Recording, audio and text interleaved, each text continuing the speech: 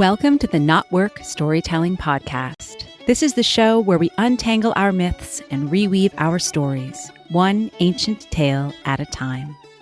I'm your host, Marisa Gowdy. I'm a word witch, a writing coach, a story healer, and the author of The Sovereignty Knot, A Woman's Way to Freedom, Power, Love, and Magic.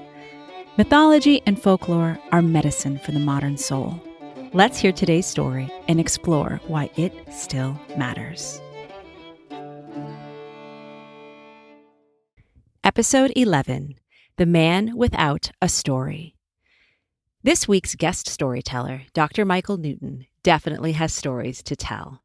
Michael earned a Ph.D. in Celtic Studies from the University of Edinburgh and was an assistant professor in the Celtic Studies department of St. Francis Xavier University in Nova Scotia. Michael has written a multitude of books and articles about Gaelic culture and history and is a leading authority on Scottish Gaelic heritage in North America. In 2018, he was recognized with the International Award at the annual Scottish Gaelic Awards in Glasgow, Scotland.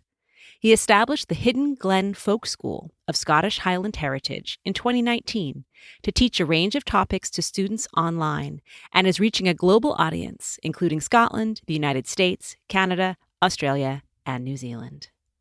I am so excited to welcome Michael to the podcast today. He is going to share a story with us. And as is the way on the Not Work Storytelling Podcast, we let the story speak for itself. And then we will follow it with a discussion about its historical significance and also about why the story still matters. And I think this story is unique in that it has multiple layers we're going to have a wonderful time exploring. So, Michael, welcome. Fáilte. So glad you're here with us. So excited to hear your story. Thank you. I'm really happy to be here. And first of all, I want to credit the source where I heard this many years ago in the 1990s when I was living in Scotland and became friends with an Irish folklorist named Michael Ross. So I hope he's still around and I hope you might hear this because I've always remembered the story. It really made an impression on me. So the story goes like this. Many of you will be familiar with the term céilidh, and a céilidh is just a visit. It literally means a gathering. And it was the practice in Gaelic Scotland and in Gaelic Ireland that in the dark half of the year, between Samhain and Belting, that is between about Halloween and May Day, that everybody in the community would gather in a house where they would share their traditions, their stories, and their songs, and their music, and their dance, and tell jokes and proverbs and tell riddles. And this is the way that the community passed the time in one another's company. They came together in solidarity around their language and culture. And they also discussed the things that mattered to them. And everybody was expected to be able to participate in this, that everybody would sing a song or they would know stories. So this was the cultural expectation and the sort of social norms. And it seems that many years ago, there was a céilidh happening. And usually the man or woman who was the head of household would be in charge of the céilidh. And they would call on people one by one. So the man of the house in this case was calling on the people in the community. And he came to a young man, we'll just call him Seamus, just for the purposes of having a name. And the man of the house said, Hamish and Gav Usa Oren, Seamus, will you sing a song? And Seamus said, no, I'm sorry, I don't really know any songs. He said, okay, tell us a story. And Seamus said, oh, I'm sorry, I don't know any stories. And so the man of the house said, well, it's really unusual. It's kind of strange, but you've got to do something to contribute to the céilidh.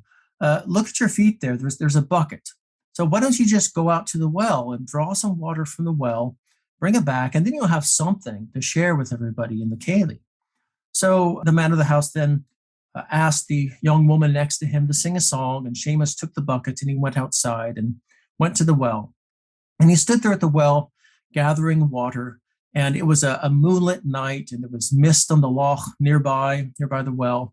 And as he was standing there drawing water from the well, something caught his attention from the corner of his eye. And he looked over the loch, and out of the mist came this beautiful wooden boat. And Seamus had never seen this boat before. He thought maybe somebody in the neighborhood had lost the boat. So he went out to the boat to take a closer look.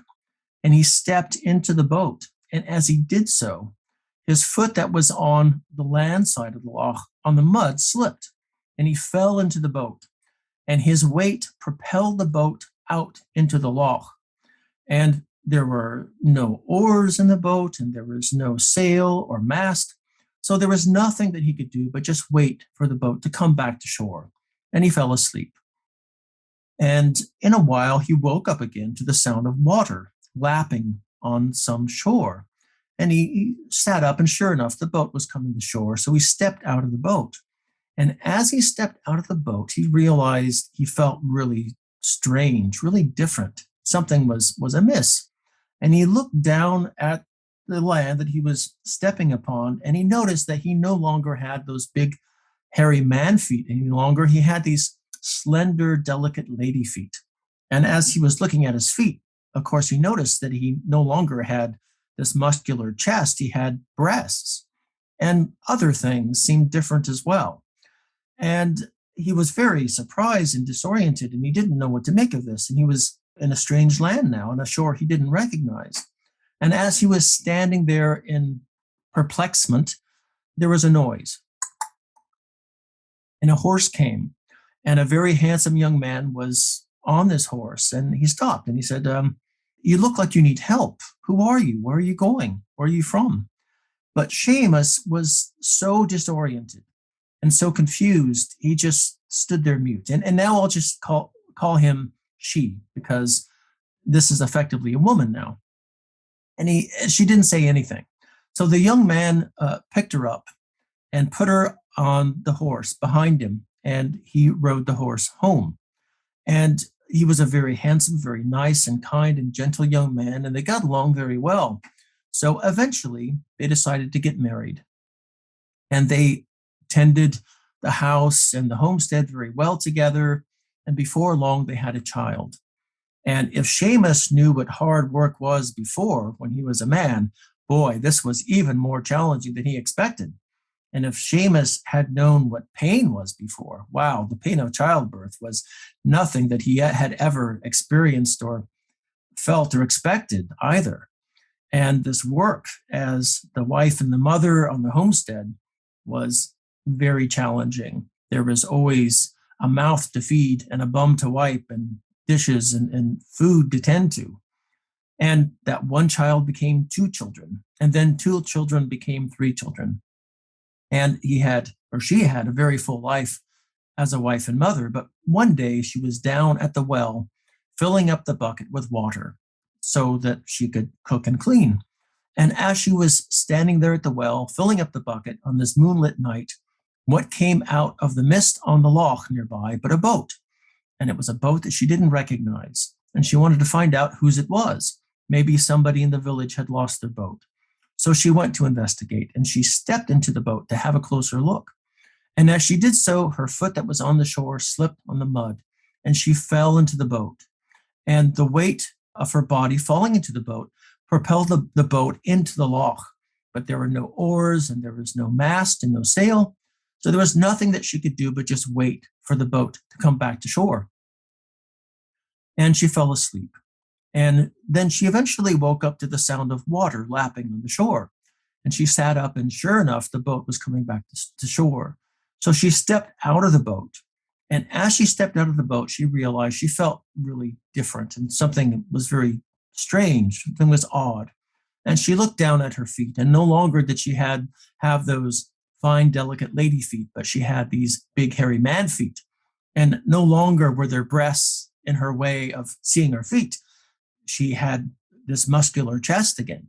So she was back as Seamus. And where was he but back at the well where there was the bucket that was half full? So he picked up the bucket and he ran back to the céilidh house. And the young lady was still singing the song, who had been sitting next to him at the céilidh. And he burst open the door and he said, "You'll never guess what happened. I went down to the well to fill up the bucket, and this boat came out of the mist on the loch, and I went into the boat, and it went to another land, and I came out of the boat, and I was a woman, and I got taken home by a man, and we had a family and children." He told them the whole story. And the man of the house said, "Well, Seamus, you said you didn't know any stories. That's quite a story that you have now." You should tell that next time. So Seamus now had a story. Oh, Michael, thank you for offering this to us and sharing this deeply unique and yet somehow vaguely familiar narrative. Well, it's really interesting, in terms of the history of the story. We know that this is something that was shared between Gaelic Ireland and Gaelic Scotland. It goes back at least 500 years or more. Folklorists usually can recognize a story. Many folk tales are ones that can be found over, many different countries and language areas. But there is no parallel for this story in Western Europe. It's unique to the Gaels. Mm. And I recently, in the course of doing some research for a forthcoming book, which is a collection of Gaelic folk tales, I found a variant of it in Nova Scotia in Gaelic, which has not been recognized before. So that was pretty exciting too. It survived until recently best in the travelers' tales, in the repertoire of tales told by the traveling people. Mm-hmm. Certainly in Scotland, I believe probably in Ireland as well. And what's interesting too is that there's kind of a variant of the story in the manuscript, in the literary tradition from Ireland from about the 15th century. So we know that it was being picked up by, it was picked up in this, at least this one case, by somebody in a monastery, and they gave it a sort of religious setting, but that it goes back further in the oral tradition. And there's a few more interesting things just about it, from a scholarly point of view, looking at its background. One is that the story was as popular among women as it was among men. So there's always that gender aspect of, who is telling the stories? Are they women? Are they men? How are they received by different kinds of audiences? What does it tell us about gender? And so the fact that it's very popular amongst the women means that there's something there for women to say to other men and women about what does gender mean. And so to me, it opens up an interesting conversation about gender roles and about, parity and equity and these kinds of questions. Yeah, which of course, what could be more timely? Because of course, this is why we go back to these old stories from across the centuries, because they tell us so much about what's universal in human nature, that we have not just invented conversations about gender, conversations about what it means to be trans in the last 20, 50 years. Oh, look, we're still human and part of a great long lineage of people who've been asking these questions and struggling with these and celebrating both the differences and the fluidity that works with gender. Yes, and speaking of fluidity, notice that the transition happens on water, which is a very typical kind of, liminal space. Mm-hmm. It's during that liminal time on water that he becomes she and she goes back to being he. And then on land, there's kind of a more fixed gender identity. Right. So I think we have the risk of you and I getting into a little bit of, Celtic myth, Irish and Scottish folklore inside baseball. And I will, of course, absolutely bow to your much superior wisdom on so much of this. But I'm thinking a lot of Uiscin and that idea of going across to Tirnanog and that sense of course, that doesn't necessarily have a gender shift, but I'm thinking back to the story I actually told St. Patrick's Day week on the podcast of the relationship between Patrick and Uiscin, and Uiscin coming back and describing his story of having been away in this other world where everything was, the land of the eternal youth and the land of the golden apples, where everything was so beautiful. And then coming back to Ireland with either its warrior struggles in the days of the Fianna when Uiscin was young, to then coming back to Patrick's days with the new rules of Christianity. And I'm just thinking about the ways in which there seems to be a parallel there between those two stories too. Yeah, I would say that part of that parallel has to do with the power of the imagination. This is a story about storytelling. Yes. And what the imagination does, what the vehicle here, the boat is a vehicle of the imagination to understand what it means to be a different gender. Mm-hmm. And the initial setting is a céilidh, where everybody is expected to contribute something to the community. And a community has to work in solidarity. That's how you survive. Right. And everybody has to share something that everybody appreciates. Mm-hmm.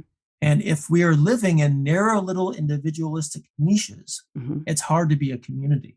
You have to be able to share empathy with the people that you are living with and working with. And that is partly, I think, about the message of this story, that we all have to contribute to the greater good of the community. And we do that by understanding other people, not being trapped in our narrow identities and our narrow roles. And it's by having this voyage of the imagination that Seamus, or whatever we want to call him, understands what it means to be a female in this community, to be a woman, and what their sacrifices are, and what their work is, and what their life is about. And that's one reason why the story appealed to women, because they could say, hey, you think you've got it bad. Right. Think of what it means to be a woman in this community. So that they could kind of insert their own perspective on their own experiences.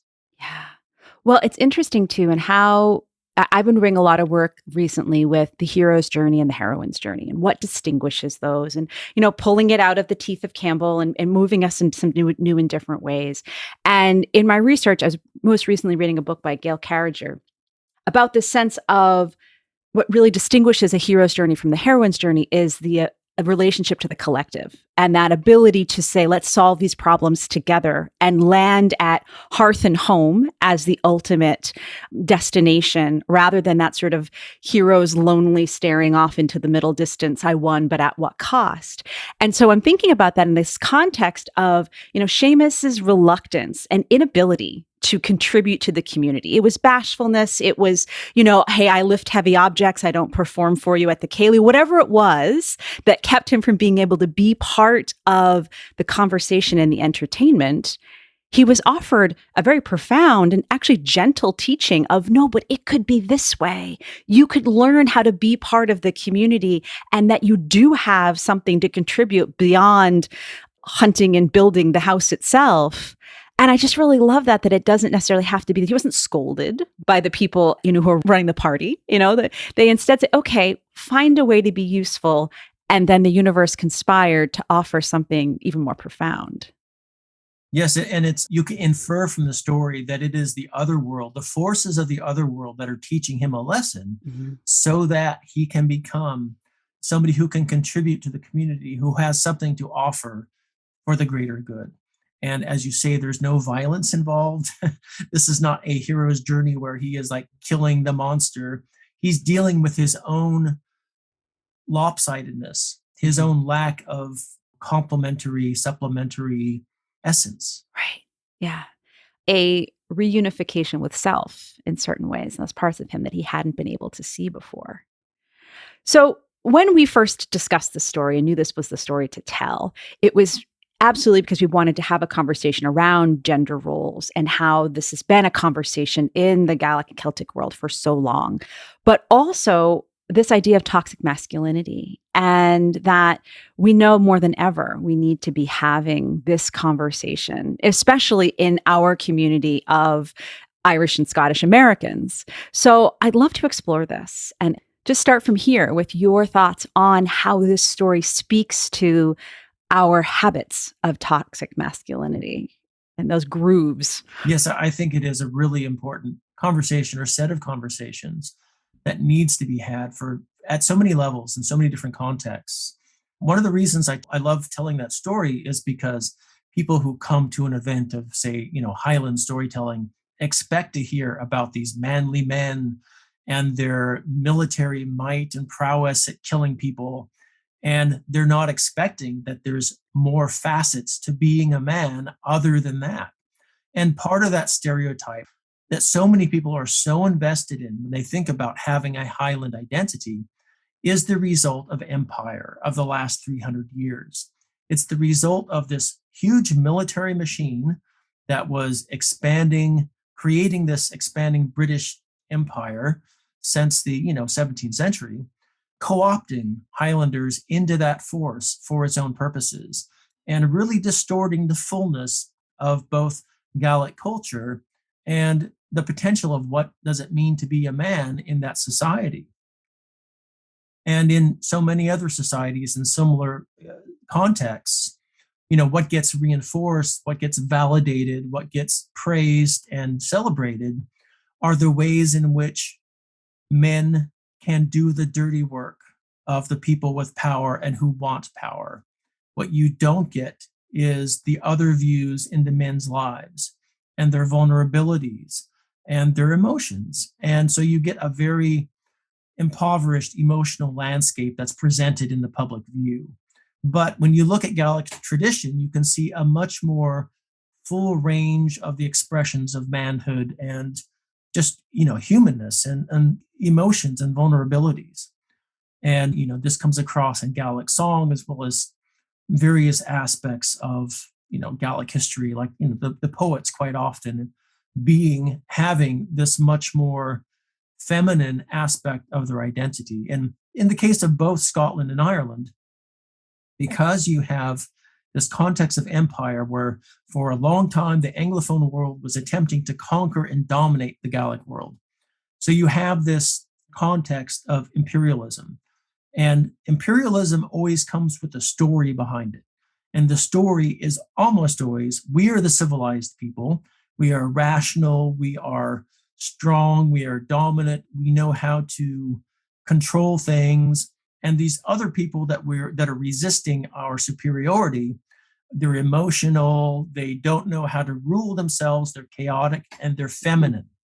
So you have a masculine feminine polarity happening because of the context of empire. And so both the Irish and the Scottish Gaels, I should say, were feminized in these kind of stereotypes. And so to fight against that, you have hypermasculinity also asserting it themselves, which is why the Irish take over figures like Cuchulainn in their attempt to use Gaelic ideology to create a new Ireland. And in the same way, Scottish Gaels then become these hyper-masculinized, military figures in British iconography. So I love that you offered us what's a very difficult binary that was set up historically and has become so complicated ever since. Because, of course, I think about that celebration of the wild feminine as often being what draws so many people to thinking about Ireland and whatever, and Scotland, but that whatever vision we've created of what it means to be Celtic, which, of course, is in itself a deeply problematic, multi-layered. You can talk to how many different scholars and get how many different perspectives on what Celtic really means and when we should use it. And knowing that in some ways it's become a catch-all phrase and that it's also become problematic in many ways, not just because we're probably goofing up our history and applying things willy-nilly where we oughtn't, but that sense of when we're thinking about toxic masculinity, we're thinking about this essence of the warrior culture. It's only half a step over to realize how the Celtic cross itself has been used as a white supremacist symbol and how there's become this whole conflation of identity and misunderstanding because, of course, I suppose I could say that's a bastardization of this idea. And I know you've done a lot of work with this as well. And I think it's really important that we do focus our attention on how we look at the ways the narratives have been twisted so far out of joint. And we figure out how to consciously rewrite them and tell our new stories, which of course is the work that you and I are both doing in our own way. Yeah, I think that's really important. You can see so often how people, white Americans, so in a North American context, of course, people pick up on these stereotypes or these cliches about Highlanders as loyal soldiers, as these kind of empowered militants, and use that, kind of weaponize that in their identity as white, Anglo-Saxons. I mean, they're not Highland in any real way. They don't speak Gaelic. They know nothing about the culture, but they like the symbols because the symbols seem to give them power, empower their sense of quite often anger because they're picking up on stereotypes like Braveheart, where you have this fight for freedom, but it's decontextualized. It's not historically put in its frame. And so it's not unusual to see, for example, people celebrating, I don't know, the siege of the Alamo or gun rights or whatever, and see them wearing kilts. I mean, there was a certain of these white supremacist groups who like kilts, and they're not very well dressed, and many of them don't really suit the kilt very well. But they like to sort of take on these symbols because it gives them some sense of historical precedent or some sense of fighting for some sort of ancient right or ancestral heritage, but they know nothing about it. And they're only taking one strand. And, of course, it doesn't matter what heritage you're looking at, heritage of Irish people or Scottish people or Ukrainians or Russians or Germans or anybody, you can find strands that are violent, and you can find strands that are damaging to people, and you can find strands that are oppressive, and you can find strands that are liberatory, and you can find strands that are beneficial and beneficent. So it's up to us as the humans to understand all of the strands and where they come from, and to choose the ones that are positive, that are life enhancing, that are liberatory, and that work in solidarity with the greater good. Mm-hmm. And, even to bring up more popular culture, I've even seen people use Allender in that way, ignoring the fact that these characters are very complex. And somebody like Jamie Fraser is actually, he's not just, a military man out to kill everybody. He's had conversations just about his emotions, and he's a more full human being than these very one-dimensional stereotypes. Well, Michael, I'm glad that you brought up the Highlander in the corner of the room, because it's 2022 and the Highlander in the corner of the room is always James Alexander Malcolm Mackenzie Fraser. And I betray a lot by knowing all the names, in that I have been reading those books since I was 15. They definitely crafted a lot of who I am. And I was that girl who was just discovering this, there are little islands off the coast of Europe, and I think that's where my soul used to live. And those books were part of that process for me, and they've remained, part of my life in various ways. And of course, it just reminds me of the fact that so many of those books, and the show too, and of Gaelic culture is farming. And, so that the life is there's not a lot of romanticism to hoping that the rains keep off so you can sow the seeds. And you're worried about, and even just to say preoccupied with, the survival of the community. And that has very little to do with pulling out your great broadsword. And it has everything to do with making sure that there's enough flour in the larder. And it's when we remember that's what so much of our ancestral energy, let's say, went toward the mere process of survival, and was not all boiled down to what happened at Culloden or what happened at whatever, the Battle of the Boyne. Those are those briefest moments of history that just happened to fill lots more pages of our books and of our great, romantic stories and songs. Yeah, that is so totally true. Many of the professional military men of the time were disappointed in Highlanders because they weren't very committed to just sticking around and fighting. They had to go back home and deal with the cattle and deal with the fields and the agriculture. So they weren't exactly ideal soldiers until they were recruited en masse after Culloden, and then it became, a profession that was professionalized and around a cash economy and so on. And as you say, most people spent their lives, and the vast majority of their time, doing things other than fighting with other men.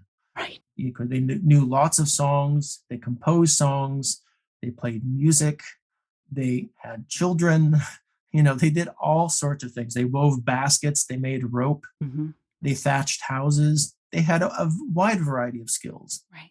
And being somebody who was able to create an eloquent song and to tell a good story, those were things that were highly praised, not just picking up weapons and killing people. Right.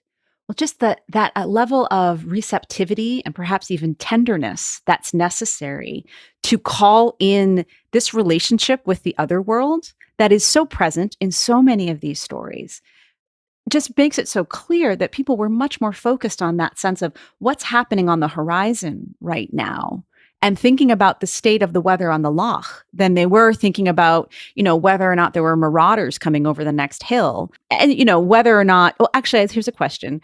The myth of cattle raiding and constantly going out and stealing each other's livestock, how much of that is a myth, and how much have you seen that in your research really seem to have been part of life? Well, it was part of life, and both in Ireland and Scotland. You had to be on your guard But generally, there were people that were at passes and at certain places where people would be coming and they would alert other people. And there were beacon hills where they'd light a fire and things like that. So you might have a certain number of people who were involved in protecting and guarding and keeping watch over those places. But that's not what most of the men were doing most of the time. And it tended to be seasonal as well. You would expect that there's a certain season when it would happen. And also it was a rite of passage. It was a coming of age ritual. Mm-hmm. And so you would know, okay, the Frasers have a young potential heir. He's coming of age and we're at feud with them. So we need to be aware that this is a likely time that that could happen. So that you'd have cues. But your mention of the weather is interesting because everybody knew how to read those cues. You had to know what state the moon was in, Mm-hmm. what the signs were for rain, for dry weather, for when certain animals and insects were, coming or leaving or whatever. So there was a wide range of things that people were engaging in that were not involved in warfare. Right. Well, this makes me think about the sense that in these centuries past, when life was so intimately connected with the land at absolutely every level, nothing like this artificiality right now. We write about I love nature, and we talk about that as medicine, as if it is this totally separate planet that's outside our door. But it makes me think about the way in which we know that, the natural world and its enormous spectrum contains, if you want to even try to calculate these energies as masculine and feminine, whether we do want to think of one being more like flow and one being more like céilidh, all people who are living in intimate connection with the earth would have access to these energies in, if not equal measure, then at least across the spectrum and across, their lives. They feel these different tides and certainties, perhaps we could say, always happening. So rather than just splitting masculine and feminine into birth or warfare, it's that sense of being present to all of it, which is so much of what this story wants us to remember, that all of this is here for us because it's just right across the loch. Yeah, I think it's a really good point. And yeah, I would agree that the story tells us that we have to be in touch with and open to the fullness of who all the people are in our community that we're interdependent with and have something to contribute to everybody. Because the idea of the feast, for example, which was a widespread practice in Gaelic society, and hospitality. Hospitality is the highest virtue in Gaelic society, not warfare, not killing. So being hospitable to the stranger, offering them drink and food on the road, that was considered the sign of being true to your Gaelic roots, not being able to kill somebody with your broadsword or claymore or whatever. And I want to get back also to another aspect of this story in more recent times, which is the idea of toxic masculinity and toxicity, because a very prevalent problem in both Gaelic Ireland and Gaelic Scotland and in the diasporic communities is alcoholism.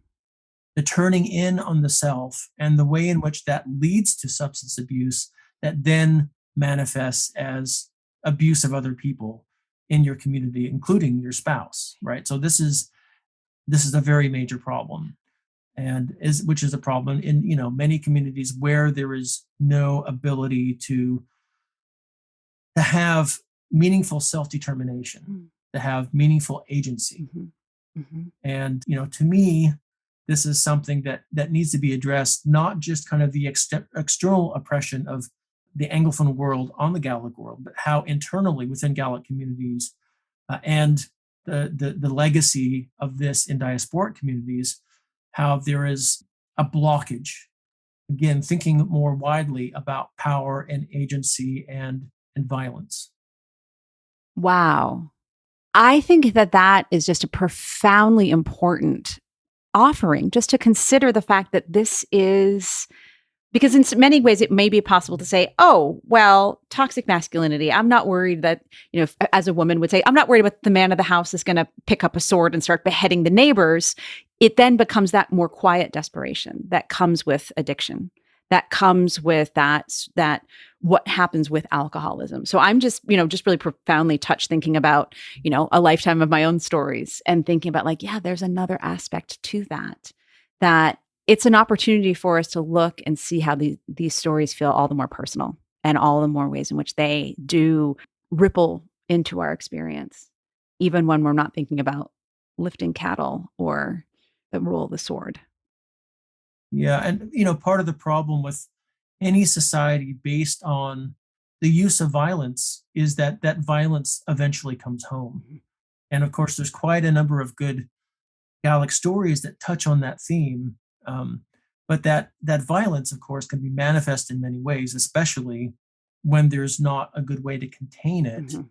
or to deal with the feelings that people have. Because for men, quite often things like depression come out as violence, as anger. And again, the Gaelic world being so broken because of the context of colonialism, that brokenness quite often comes out in terms of collateral violence. Mhm. Mhm. And the most vulnerable members of society are the most likely recipients of that being women Right. and children. Right. I've also done a little bit of research about the songs that were composed in Gaelic and in Highland communities, both in Scotland and Nova Scotia, about alcohol, Mm. because there's been a lot of debate about alcohol, right? And the temperance movement in the 19th century was all about limiting alcohol, and that conversation, of course, was worldwide.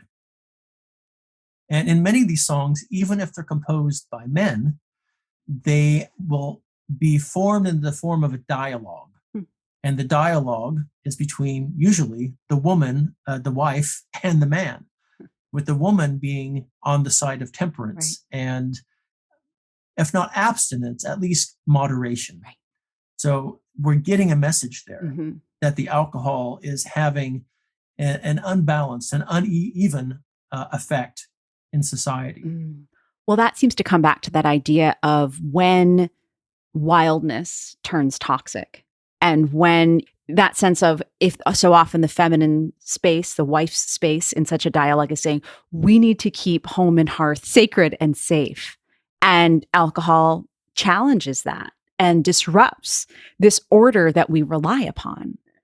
And so it just seems very much in alignment with that whole idea of, oh, right, if the Gaelic world, if the Celtic world was always seen as that wild fringe, where has that wildness been sublimated, been disrupted enough that now it becomes this small bits of anarchic personal trouble rather than being an entire nation rising against another? Yeah, and it's complex. I don't want to oversimplify it or say that there's a really easy line to be drawn in the sand, as it were. Mhm. And it's a very controversial topic because when I raised this several years ago, I had several people in Nova Scotia, men, of course, being very offended that I could make the suggestion that alcoholism was a problem, but it very clearly is. And the WHO, the World Health Organization, they do periodic surveys in Europe, and they did a survey in Scotland it was about 2000, and found that the levels of both self-confidence and substance abuse amongst the youth were amongst the highest in Europe, Hmm.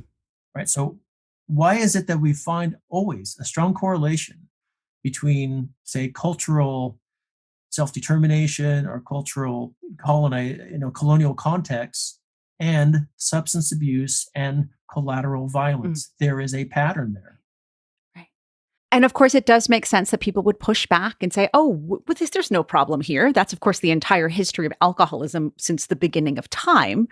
And I'll also comment that even in Gaelic tradition, even before the modern period, there is commentary about alcohol. Both the fact that it is a form of communion Mhm. between the ruler and his subjects or dependents or clients, whatever you want to phrase it. There are many positive aspects. It's a way of connecting to the other world and the ancestors in the other world. However, there's also a line to be drawn, and you don't overindulge. Mhm. Being drunken is dispraised. It's not a sign of praise. A man who is able to, especially men, who is able to drink and contain his state of mind is praised, but somebody who is overindulgent and overly spendthrift with his money on alcohol is not praised. Hmm. So even in Gaelic tradition, there are distinctions in the use of alcohol. And again, this notion of hospitality comes into play because the expectation is that you always offer and have what you have in your home, you offer it to your guests. And so it is part of the céilidh, coming back to the céilidh of, sharing in a generous, hospitable way those things that are part of, the community and communal cohesiveness. But then at a certain point, it no longer becomes cohesiveness, it becomes riotous kind of violence. Right. And it's that line, that distinction that is explored in the stories and the songs of, how do we do it but not overdo it? Right. How do we find access to what happens on the other side of inhibition without getting into full-on loss of senses? Because, of course, so many of these stories are an invitation to enter this liminal space. Unfortunately, I don't think, and obviously it's not just a part of modern life, we live in situations in which we often need a little boost, or so we might see it that way, to get into a liminal space. And that's what alcohol can do, is to say, oh, my imagination is more receptive, I'm more open, I'm more willing to perform. And therein lies so much of the paradox of alcohol itself, I suppose. That is a very good way to put it. I would say in general and in Gaelic society, you can see those connections between the altered state of consciousness that alcohol provides and stories of the other world and artistic inspiration and all these sorts of motifs. I find it remarkable that I think in the story you never actually mentioned alcohol. You only mentioned a bucket of water. We ended up here anyway, because I think it's so much part of the landscape of these stories. So, Michael, as we start to bring us to a close, is there any other piece of the story you want to make sure that we shine a light upon, or any other closing thoughts? I mean, I certainly wanted to talk about the way in which this connects people to the wider community and to other genders, and the way in which the story was used by women to also communicate that message and communicate their own experiences as women to other women and to men as well. I think the story is really effective that way. And it's, really interesting that the story is specific to the Gaelic world. So it tells us that there's something about the Gaelic world where women do have a degree of agency, even if there are very highly defined gender roles, they still have power in their societies to be heard, to have a voice, and they do it through storytelling.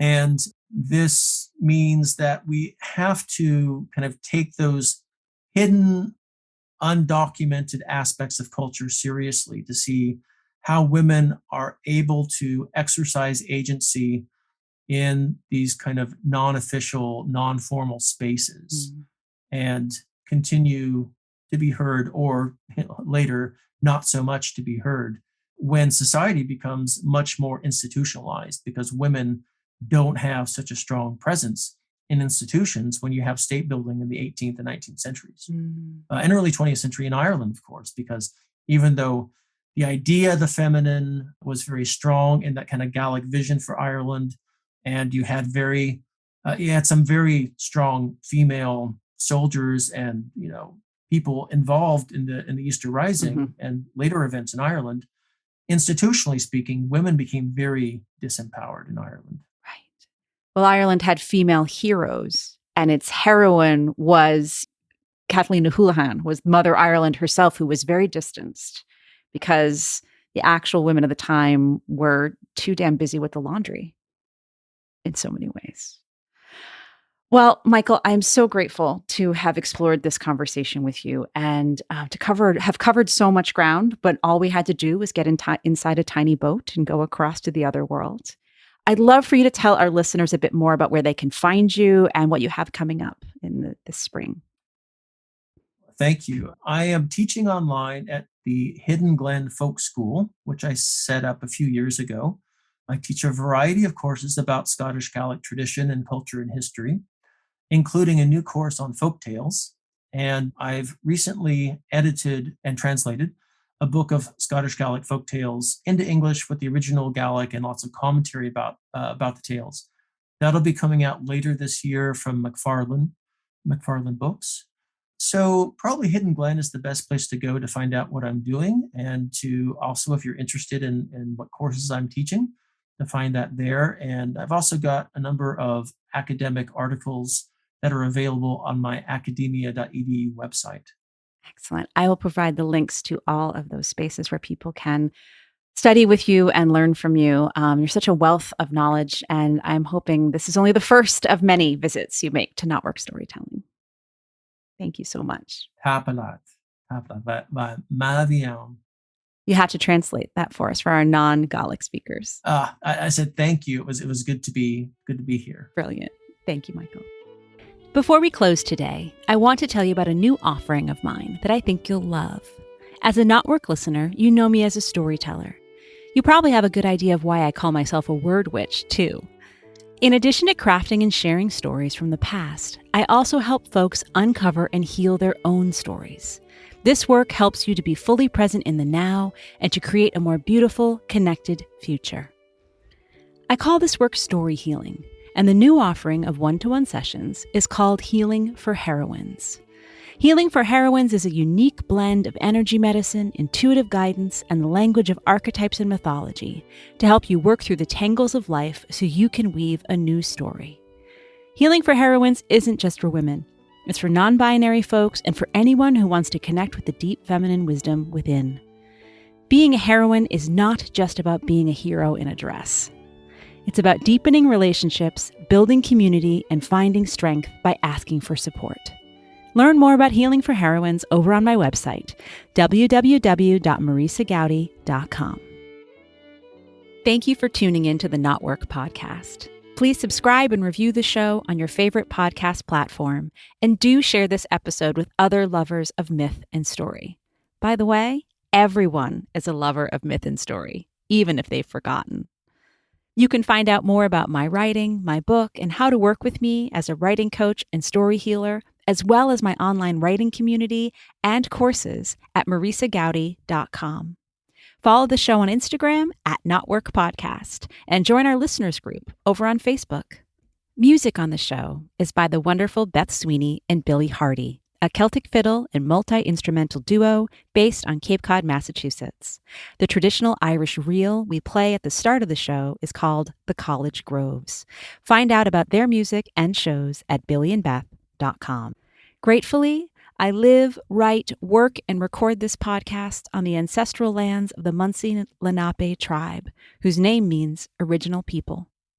Remember, ancient stories are medicine for our modern maladies, and your stories can help heal the past, anchor us into the present, and create a more beautiful, sustainable future.